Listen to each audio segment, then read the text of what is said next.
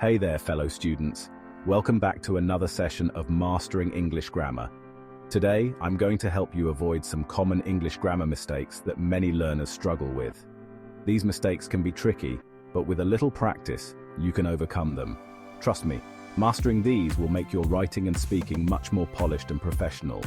Ready? Let's dive in and explore these common pitfalls together. Rule number 1, verbs and gerunds. This is a common area where many people make mistakes. Here are some examples to illustrate the point. Incorrect, he lives on beg. This sentence sounds awkward and incorrect. Correct, he lives on begging. Notice how adding the ing form makes the sentence flow better. Incorrect, she is fond of play cards.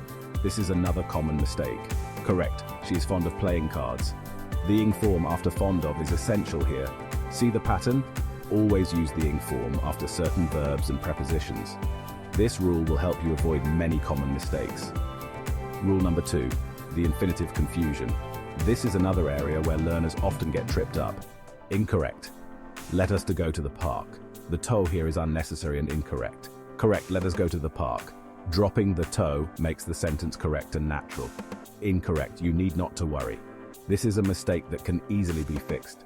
Correct, you need not worry.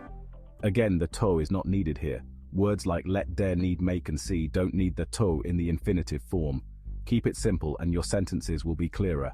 Rule number 3, double negatives. This is a classic mistake that can make your sentences confusing. Incorrect. She forbids me not to play cricket during the examination. This double negative makes the sentence unclear. Correct. She forbids me to play cricket during the examination. Removing the extra negative clarifies the meaning. Incorrect. My brother forbade me not to drink. This is another example of a confusing double negative. Correct. My brother forbade me to drink. The sentence is much clearer without the double negative. Avoid using two negatives in a sentence. It just makes things confusing and harder to understand. Rule number 4, using prevent and prohibit. These verbs often cause confusion. Incorrect. He prevented me to smoke. This is a common mistake. Correct. He prevented me from smoking. The from is necessary here. Incorrect. He was prohibited to make a noise. This sentence is incorrect. Correct. He was prohibited from making a noise. Again, the from is essential. Always use from with these verbs. It's a small change that makes a big difference in clarity and correctness. Alright, that's it for today. I hope you found these tips helpful.